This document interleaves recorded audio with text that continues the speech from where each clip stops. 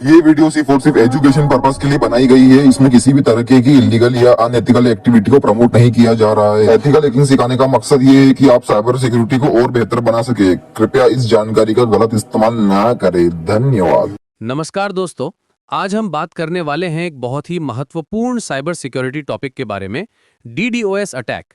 ये क्या होता है, कैसे काम करता है और सबसे ज़रूरी बात, हम अपनी वेबसाइट्स और सर्वर्स को इससे कैसे बचा सकते हैं।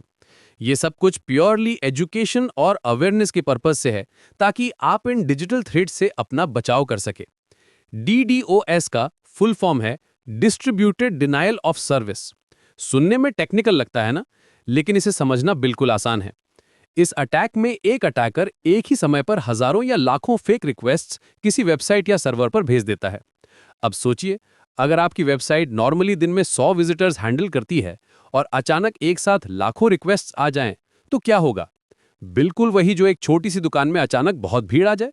असली कस्टमर्स अंदर नहीं आ पाते, वेबसाइट बहुत स्लो हो जाती है या फिर कंप्लीटली डाउन हो जाती है। अब यहाँ सवाल ये आता है कि एक अटैकर इतनी सारी रिक्वेस्ट्स कैसे भेजता है। यहाँ आता है बॉटनेट सिस्टम का कॉन्सेप्ट।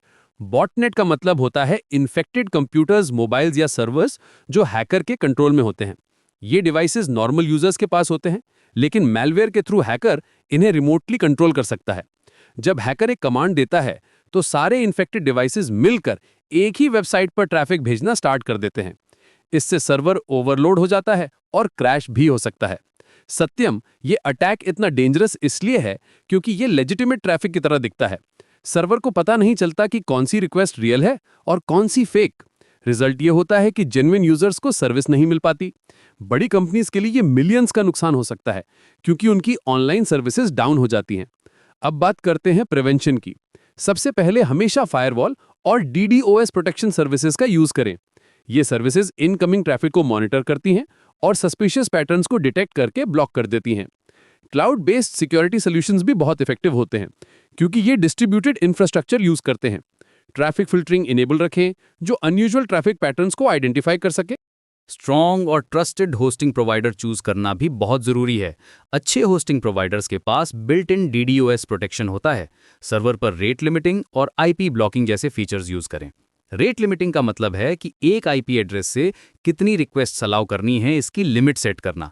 अगर कोई IP इस लिमिट को क्रॉस करता है तो ऑटोमेटिकली ब्लॉक हो जाता है। कंटेंट डिलीवरी नेटवर्क्स यानी CDN का भी यूज करें। CDN आपकी वेबसाइट का कंटेंट मल्टीपल लोकेशंस पर डिस्ट्रीब्यूट कर देता है, जिससे लोड कम हो जाता है। रेगुलर मॉनिटरिंग और अलर्टिंग सिस्टम्स भी सेटअप करें, ताकि अटैक के टाइम पर तुरंत पता चल जाए। DDoS अटैक्स डेंजरस जरूर होता है, लेकिन सही सिक्योरिटी मेजर्स और नॉलेज के साथ इसे काफी हद तक रोका जा सकता है। हमेशा याद रखें, नॉलेज ही बेस्ट डिफेंस है। जितना ज्यादा आप इन थ्रेट्स के बारे में जानेंगे, उतना बेहतर अपना बचाव कर पाएंगे। साइबर सिक्योरिटी एक ऑनगोइंग प्रोसेस है, एक बार सेटअप करके भूल जाने वाली चीज नहीं है। आज के डिजिटल एज में चाहे आप एक स्मॉल बिजनेस ओनर हो या बड़ी कंपनी के IT प्रोफेशनल, DDoS अटैक्स के बारे में जानना बहुत जरूरी है। ये नॉलेज आपको ना सिर्फ अटैक से बचने में मदद करेगी, बल्कि आपको एक रिस्पॉन्सिबल डिजिटल सिटीजन भी बनाएगी।